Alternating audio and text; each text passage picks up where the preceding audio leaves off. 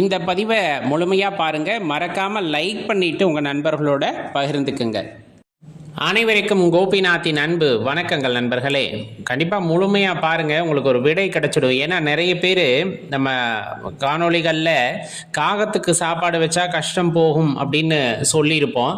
அந்த மாதிரி எதுவுமே நடக்கலையே, ரொம்ப கஷ்டம் மேலே கஷ்டமாக வருது அப்படிங்கிற மாதிரி நிறைய வினாக்கள் நேரில் பார்க்கும் போதும் எழுப்பினாங்க. நம்ம சொல்கிறது எல்லா ஜீவராசிகளுக்கும், காகம், குருவி, கிளி, அணிலாக கூட இருக்கலாம். நிறைய வீட்டில் அணிலுக்கு சாப்பாடு வச்சு அடியேன் பார்த்துருக்கேன். அதே போல் நாய்க்கு சாப்பாடு வச்சு பார்த்துருக்கோம். எல்லா ஜீவராசிகளையும் மதிக்கணும் அப்படிங்கிறது அதனுடைய தாற்பயம்.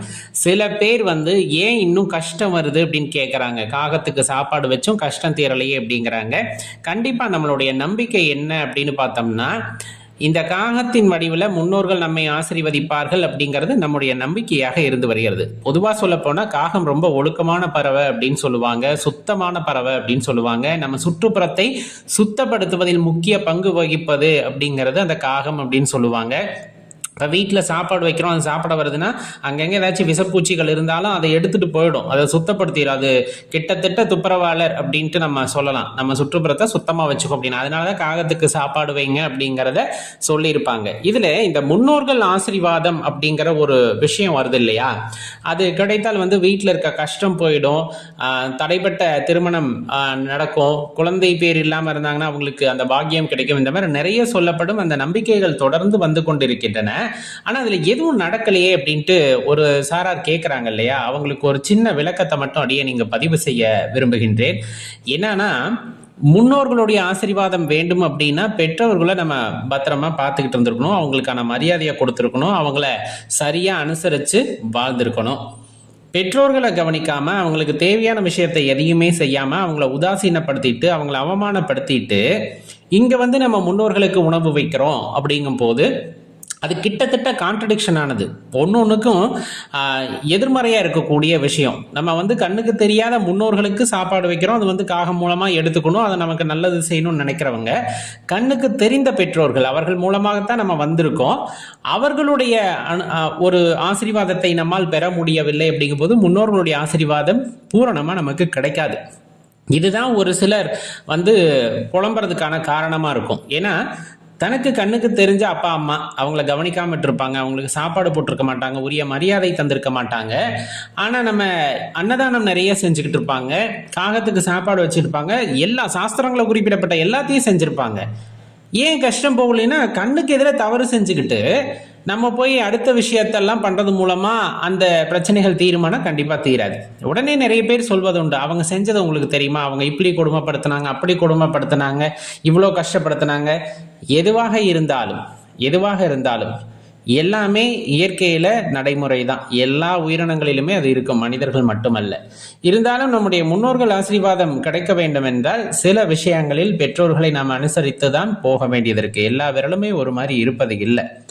அதற்காக அவர்களை தனித்து விட்டு, அவல நிலையிலே விட்டு நாம் செய்கின்ற அந்த தான தர்மங்களோ அல்லது இந்த மாதிரி ஜீவராசிகளுக்கு செய்கின்ற விஷயங்களோ நமக்கு புண்ணியத்தை சேர்த்து தருமானா, பெற்றோர்களை கைவிட்ட பாவத்திற்கு முன் இது ஈடாக இருக்காது அப்படிங்கிறத தெளிவாக தெரிஞ்சுக்கணும்.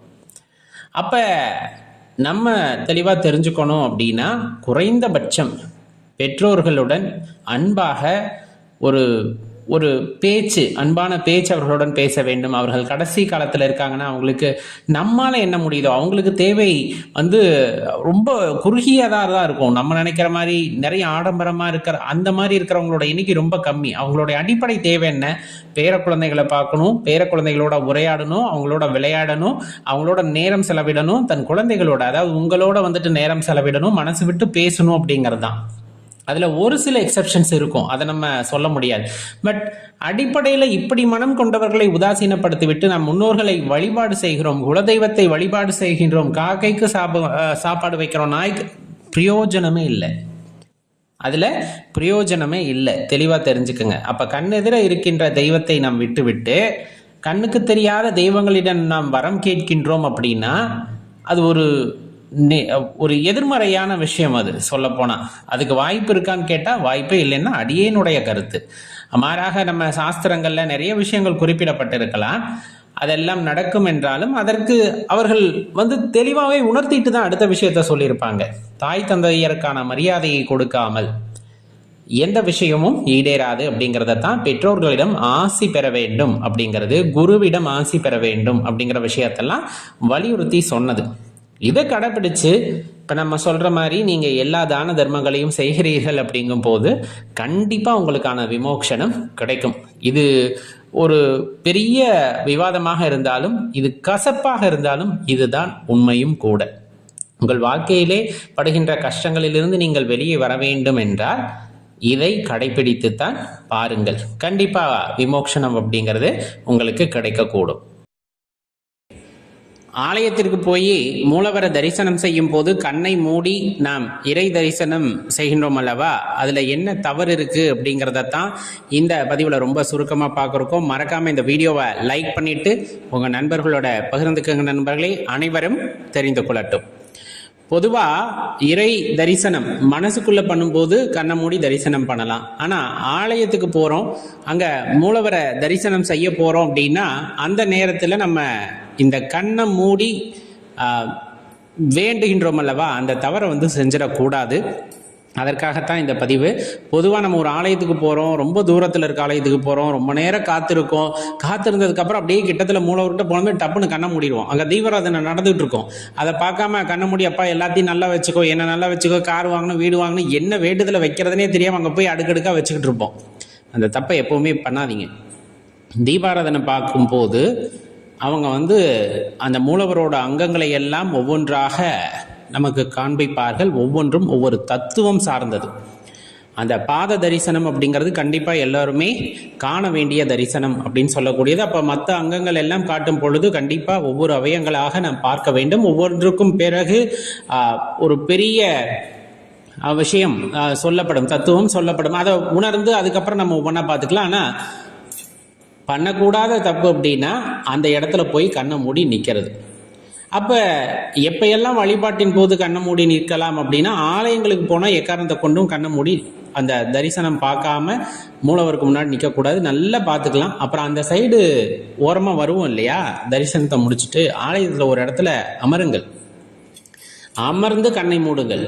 கண்ணை மூடி நம்ம என்ன தரிசனம் பார்த்தோம் அப்படிங்கிறத அசை போடும் வகையிலே புருவ நெற்றியிலே கொண்டு நிறுத்துங்கள். அது ஞாபகப்படுத்துதல் அப்படின்ட்டு பெயர். மீண்டும் மீண்டும் நம்ம அதை ஞாபகப்படுத்துகிறோம். பாத தரிசனம் பார்த்தோம், முகத்தோட அழகை பார்த்தோம், அவைய கை பார்த்தோம். இந்த மாதிரி எல்லாத்தையும் நம்ம மீண்டும் மீண்டும் அதை ஞாபகப்படுத்தி கொண்டே இருக்கும் பொழுது அந்த எண்ணங்கள் வலுப்பெறும்.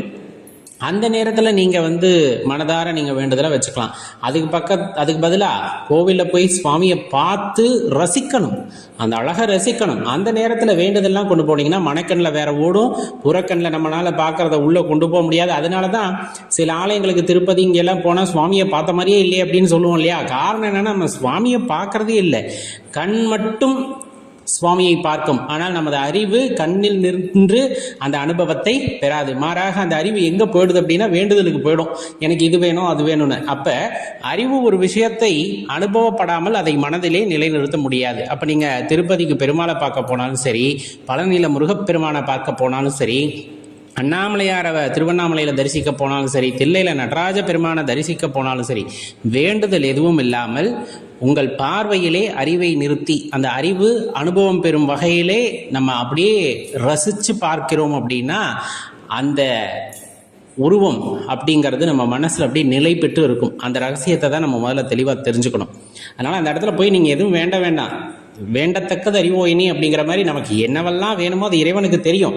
நம்ம போய் அந்த இடத்துல கண்குளிர பார்த்து ரொம்ப மனமகிழ்ச்சியாக ஓரமாக அமர்ந்து தியானித்திருங்கள். இப்போ நம்ம ஜபம் செய்கிறோம், தியானம் செய்கிறோன்னா கண்ணை மூடலாம். ஆக்ஞா சக்கரத்தில் அல்லது புருவ நெற்றியில் இறைவனுடைய அந்த வடிவத்தை நிறுத்தி நீங்கள் ஜபம் செய்கிறீங்கன்னா அதில் ஒன்றும் பிரச்சனை இல்லை. ஆனால் சுவாமி கும்பிடும்போது எக்காரணத்தை கொண்டும் கண்ணை மூடி விடாதீர்கள். ஏன்னா அவ்வளோ தூரம் போய் வரவாங்க போயிட்டு நம்ம தூங்குறதுக்கு ஈடானதாகிடும். சுவாமி வந்ததுக்கப்புறம் தட்டி தட்டி எழுப்புனாலும் நம்மளால் எந்திரிக்க முடியாத நிலையாயிடும். அது பெரிய துரதிருஷ்டம் ஆகிடும். நண்பர்களே யோசிச்சு பாருங்க. சரி அப்படின்னு பட்டுச்சுன்னா இனிமேல் எந்த ஆலயத்திலையும் போய் தீபாராதனை காட்டுறப்ப கண்ணை மூடிடாதீங்க. அப்போ மூடும் போதெல்லாம் இந்த பதிவை ஞாபகம் வச்சுங்க. மூட வேண்டாம். அந்த இடத்துல எதுவும் வேண்டவும் வேண்டாதீங்க, அப்படியே ரசிக்கணும். அந்த கண்களிலே ஒளியாக அறிவு அந்த இடத்துல இருந்து அதை அனுபவமாக்கணும். அப்போதான் அந்த உருவம் அப்படியே மனசுல நிலைச்சிருக்கும். அது பெரிய பெரிய மாற்றங்களை நம்ம மனதுக்குள் கொண்டு வரும் அப்படின்னா மாற்று கருத்து இல்லை. சரின்னு பட்டா ஒரு லைக் பண்ணிட்டு உங்க நண்பர்களோட பகிர்ந்துக்குங்க. நன்றி, வணக்கம்.